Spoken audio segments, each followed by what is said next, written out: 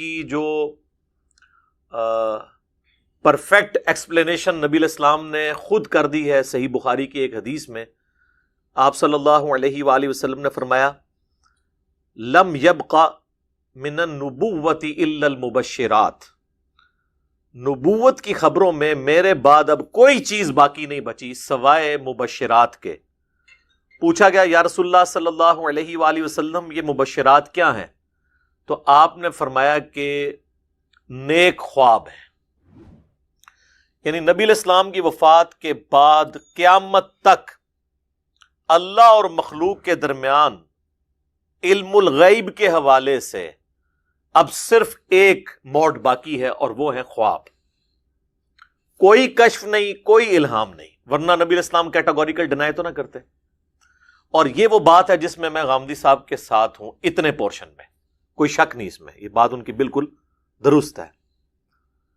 حتیٰ کہ اس امت میں جس شخصیت کی بنیاد کے اوپر یہ پورے کا پورا سسٹم کشف اور الہام کا کھڑا کیا گیا، ایک روایت جو دلائل النبوہ امام بیہقی کی کتاب میں موجود ہے، مشکات المصابیح کی 3 جلد میں آپ کو کرامات والے چیپٹر میں مل جائے گی کہ سیدنا عمر نے اپنے ایک فوجی جرنیل کو آواز دی تھی یا ساریت الجبل، تو وہ کہتے ہیں کہ مدینہ شریف سے 600 کلومیٹر دور سیدنا عمر کو اللہ تعالیٰ نے وہ دکھا دیا اور ان کی آواز وہاں تک پہنچی، اس نے سن بھی لی، جس میں انہوں نے کہا پہاڑ کی طرف متوجہ ہو جہاں سے دشمن آ رہے ہیں.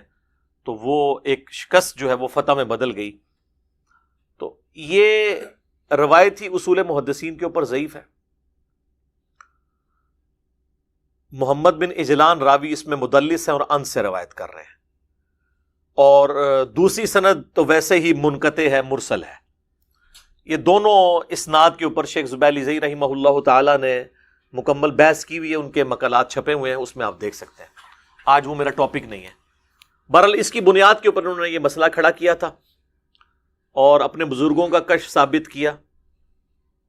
ہم یہ کہتے ہیں کہ اگر یہ روایت صحیح ہوتی جو دور کی کتاب میں ہے، جو مین سٹریم کی کتاب ہے وہ تو ہے صحیح بخاری، اس کا آپ کتاب الشہادات چیپٹر کھولیں، اس میں سیدنا عمر کا اپنا قول ہے. جب حضرت عمر اپنے آپ کو خود کلیریفائی کر دیں تو کوئی ان کے حق میں کشف الہام کیوں ثابت کرے گا؟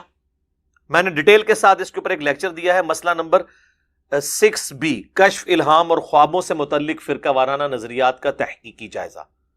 آلموسٹ 1.5 گھنٹے کی گفتگو ہے، اور اس کا 6A مسئلہ جو پارٹ تھا پہلے والا وہ علم الغیب سے متعلق تھا. تو کتاب الشہادات چیپٹر میں صحیح بخاری میں موجود ہے، سیدنا عمر فاروق رضی اللہ تعالیٰ عنہ علیہ السلام کہتے ہیں کہ جب تک نبی صلی اللہ علیہ وآلہ وسلم ہم میں موجود تھے تو اللہ تعالیٰ وحی کے ذریعے ہمیں آگاہ کر دیتا تھا، چونکہ غیبی خبر کا تعلق صرف نبی کے ساتھ ہوتا ہے.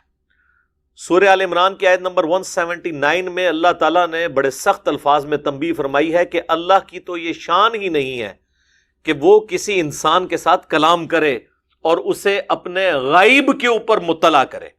یہ اللہ کی شان نہیں کہ وہ کسی انسان کو اپنے غیب کے اوپر، ان سین چیزوں کے اوپر مطلع کرے سوائے اپنے پیغمبروں کے.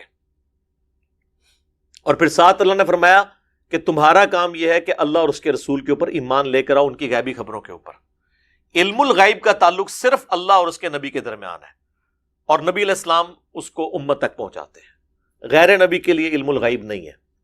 تو سیدنا عمر صحیح بخاری میں خود کہہ رہے ہیں کہ جب تک رسول اللہ ہمیں موجود تھے، اللہ تعالیٰ وحی کے ذریعے ہمیں بتا دیتا تھا، تو ہم کسی کے باطن کے معاملات کے اوپر بھی فیصلہ اس وقت کرتے تھے کیونکہ اللہ بتا دیتا تھا. اب نبی علیہ السلام دنیا سے جا چکے ہیں، اب ہم لوگوں کے ظاہری اعمال کے اوپر فیصلہ کریں گے اور باطن کا معاملہ اللہ کے سپرد کریں گے. ہم کسی کا یہ لیم ایکسکیوز قبول نہیں کریں گے کہ میری تو نیت ہی یہ نہیں تھی. جو اس نے ظاہری عمل کیا ہوگا اس کے مطابق اسے سزا اور جزا کا معاملہ ہوگا، کیونکہ ہمیں نہیں پتا اس کی اندر کی نیت کیا ہے. ہاں، رسول اللہ جب موجود تھے تو ہمیں اللہ تعالیٰ بتا دیتا تھا اپنے نبی کے ذریعے کہ یار یہ بات یوں نہیں یوں تھی، تو ہم بینیفٹ کسی کو دے سکتے تھے کہ یار اس کی نیت یوں نہیں تھی. اب رسول اللہ کے بعد یہ ہے معاملہ بین. تو سیدنا عمر صحیح بخاری میں تو خود ان کا قول موجود ہے کہ رسول اللہ کے بعد تو ہم لوگوں کے ظاہری اعمال کے اوپر فیصلہ کرتے ہیں، ہم ان کے باطن کے معاملے کو اللہ کے سپرد کرتے ہیں، ہمیں تو پتہ ہی نہیں کہ باطن میں کیا ہے. اور ان کے بارے میں یا ساریت الجبل والی روایت کو کوٹ کرنا اور اس کے اوپر پورے معاملات، اور پھر وہ لے کے آنا جی وہ بخاری مسلم میں حدیث ہے کہ اگلی امتوں میں محدث ہوا کرتے تھے. ایک لفظ ہے محدث زیر سے، محدث حدیث روایت کرنے والا، محدث یہ یعنی پیسو کا ورڈ ہے، جس کے دل میں بات ڈالی جائے. جس طرح کہ موسیٰ علیہ السلام کی والدہ کے دل میں بات ڈالی گئی، وہ پیغمبر نہیں تھی. عیسیٰ علیہ السلام کی والدہ کے ساتھ تو جبرائیل علیہ السلام نے آ کے ڈائریکٹ گفتگو کی، حالانکہ وہ پیغمبر نہیں تھی. تو بخاری مسلم کے الفاظ ہیں اگلی امتوں میں انبیاء کے علاوہ محدث بھی ہوا کرتے تھے جن کے دل میں اللہ بات ڈال دیتا تھا. میری امت میں اگر کوئی محدث ہوتا تو عمر ہوتا. بعض اس کا ترجمہ کرتے ہیں کہ میری امت میں اگر کوئی محدث ہے تو عمر ہے، اور پھر لا کے یا ساریت الجبل پیش کر دیتے ہیں دلائل النبوہ سے. بھائی بخاری میں حضرت عمر کا قول میں نے آپ کو پیش کر دیا، وہ تو اپنے بھی محدث ہونے کا انکار کر رہے ہیں کہ میں بھی نہیں ہوں. یہ اسی طریقے سے ہے کہ میرے بعد اگر کوئی نبی ہوتا تو عمر ہوتا. جامع ترمذی میں حدیث ہے صحیح سند کے ساتھ. اس کا یہ مطلب نہیں کہ حضرت عمر ہو گئے ہیں، ایک فضیلت کے لیے، اور اس سے ہو سکتا ہے ایون محال چیز کے لیے بھی ہو سکتا ہے کہ آپ سمجھانے کے لیے بات کریں. جس طرح کہ سورہ الزخرف میں آئے قل ان کان للرحمن ولد فانا اول العابدین. اے نبی علیہ السلام فرما دیجئے کہ بالفرض اگر اللہ کا کوئی بیٹا ہوتا تو سب سے پہلے میں اس سے پوچھ رہا ہوتا. اب اس کا یہ مطلب نہیں ہے کہ لم یلد ولم یولد ختم ہو گیا، بات سمجھانے کے لیے. اسی طریقے سے صحیح بخاری میں ایک قول ہے جو قادیانی دجال کے ماننے والے پیش کرتے ہیں، اور آدھی بات وہ کہتے ہیں جی عبداللہ ابن ابی اوفا نے روایت کی ہے. جب ان سے پوچھا گیا کہ آپ نے نبی صلی اللہ علیہ وآلہ وسلم کے بیٹے ابراہیم کو دیکھا ہے، تو عبداللہ بن ابی اوفا جن کی کافی زیادہ عمر ہوئی تھی، وہ 86 ہجری میں فوت ہوئے ہیں. تو صحیح بخاری میں الفاظ ہیں ان سے پوچھا گیا آپ نے نبی صلی اللہ علیہ وآلہ وسلم کے بیٹے ابراہیم کو دیکھا ہے؟ تو کہتے ہیں ہاں میں نے اسے دیکھا ہے، وہ چھوٹی عمر میں ہی فوت ہو گئے تھے. اگر وہ زندہ رہتے تو پیغمبر ہوتے. اب قادیانی اس جملے کو اٹھاتے ہیں، وہ کہتے ہیں دیکھیں جی نبوت کا سلسلہ جاری ہے. بھئی یہ اسی طریقے سے جو میں نے آپ کو مثال بیان کی ہے قرآن سے، اور اگلے الفاظ کھا جاتے ہیں وہ ان کی موت ہے. اگلے الفاظ یہ ہیں کہ عبداللہ ابن ابی اوفا کہتے ہیں چونکہ نبی صلی اللہ علیہ وآلہ وسلم خاتم النبیین ہیں، اس لیے ان کا بیٹا جوانی کی عمر کو نہیں پہنچا. ختم نبوت یہ وجہ تھی، چونکہ آپ خاتم النبیین ہیں تو اللہ تعالیٰ نے آپ کے بیٹے کو جوان ہونے نہیں دیا، ورنہ پروٹوکول کے طور پہ اللہ تعالیٰ اسے بھی پیغمبر بناتا جس طرح اگلے پیغمبروں کے بیٹے بھی پیغمبر تھے.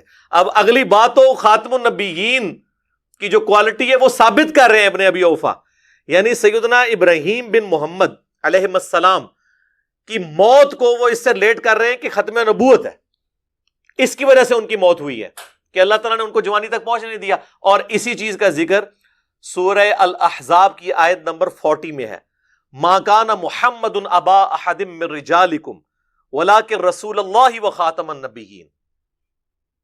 محمد صلی اللہ علیہ وآلہ وسلم تم مردوں میں سے کسی کے باپ نہیں بلکہ وہ تو اللہ کے رسول ہیں اور سلسلہ نبوت کی مہر ہے. یہ ترجمہ بھی درست ہے، اور سلسلہ نبوت کو ختم کرنے والے ہیں، یہ ترجمہ بھی درست ہے. تو اس میں کیا الفاظ ہیں؟ تم مردوں میں سے کسی کے باپ نہیں، یعنی ان کا کوئی بیٹا بھی مرد نہیں بنے گا، بلکہ وہ پہلے ہی اللہ تعالیٰ نے ان کو اٹھا لیا تاکہ نبی علیہ السلام کی ختم نبوت والا معاملہ بالکل کلیریفائی رہے. قرآن میں خاتم کا لفظ ہے یعنی سیل آف دا پروفیٹ، اور مہر ڈاکومنٹ کے اینڈ پہ لگتی ہے، چاہے اسے بند کرنے کے لیے لگائی جائے یا لکھے ہوئے ڈاکومنٹ کے اینڈ پہ. اس سے مراد یہ ہوتا ہے اس کے بعد اس ڈاکومنٹ میں کوئی چیز ایڈ نہیں ہو سکتی، یہ جرم ہوگا.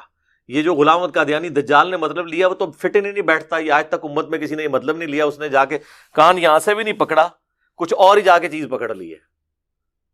اور پھر احادیث تو اس پہ گواہ ہے. آج میرا ٹاپک نہیں، یوٹیوب پہ میرے 2 کلپ ہیں جو قادیانیوں کی اصلاح کا سبب بنے اور مسلمانوں کی اصلاح کا بھی سبب بنے. جو قادیانیوں کو بھی برا لگتے ہیں اور مسلمانوں کو بھی برے لگتے ہیں وہ کلپ. نمبر 1 ہے قادیانیوں کو دعوت اصلاح، اور نمبر 2 ہے قادیانی حق بات کیوں نہیں قبول کرتے. اس میں نے بتایا کہ وہ مسلمانوں کے بزرگ بابوں کی غلط کتابوں اور عبارات کی وجہ سے اپنے باطل عقائد کے اوپر محکم ہے. تو وہ آپ ویڈیوز دیکھ سکتے ہیں. آج میرا ٹاپک نہیں ہے. اور بعض لوگ کہیں گے کہ اگر یہ فضیلت اگلی امتوں کو حاصل تھی تو اس امت سے کیسے چھن گئی؟ اس لیے چھن گئی کہ اس امت کو بڑی فضیلت ملی ختم نبوت کی. ختم نبوت کا تقاضا تھا کہ کشف الہام ختم ہو جاتا تاکہ کوئی غلام قادیانی دجال جیسا بندہ نقب ڈالنے کی کوشش نہ کرتا. اور توحید کے کامل ہونے کا تقاضا تھا کہ اگلی امتوں میں سجدہ تعظیمی حلال تھا، ہماری امت میں وہ بھی حرام ہو گیا غیر اللہ کے لیے. جو آدم علیہ السلام کو فرشتوں نے کیا، یوسف علیہ السلام کو ان کے بھائیوں نے کیا، اگلی امتوں میں جائز تھا. تو یہ میرا گولڈن کوٹ ہے. گولڈن کوٹ اس لیے نہیں کہ آپ میری تعریف کریں، یہ میں اس کا لطف لیتا ہوں کہ اللہ نے میرے اوپر یہ بات کھولی کہ میں ایک جملہ بولتا ہوں کہ جس طرح اس امت میں توحید کامل ہے کہ سجدہ تعظیمی بھی حرام ہے، اسی طریقے سے ختم نبوت بھی کامل ہے کہ کشف الہام سب کچھ ختم.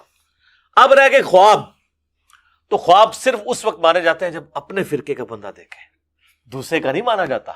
خوابوں کی دنیا ایک علیحدہ سے ٹاپک ہے، اس کے اوپر میری کئی ایک ویڈیوز ہیں. خواب بخاری مسلم میں حدیث ہے، خواب یا اللہ کی طرف سے ہوگا یا شیطان کی طرف سے یا نفس کی طرف سے. اب یہ کون ڈیفائن کرے گا کہ اللہ کا خواب ہے دکھایا ہوا، شیطان کا ہے یا نفس کا ہے؟ رہا نبی علیہ السلام کا خواب میں دیکھنے کا معاملہ تو ایک بہت سینسٹیو ایشو ہے. اس کے اوپر میں نے بڑی ڈیٹیل ڈسکشن کی ہے. آپ یوٹیوب کے اوپر جا کے لکھیں خواب میں دیدار مصطفیٰ صلی اللہ علیہ وآلہ وسلم.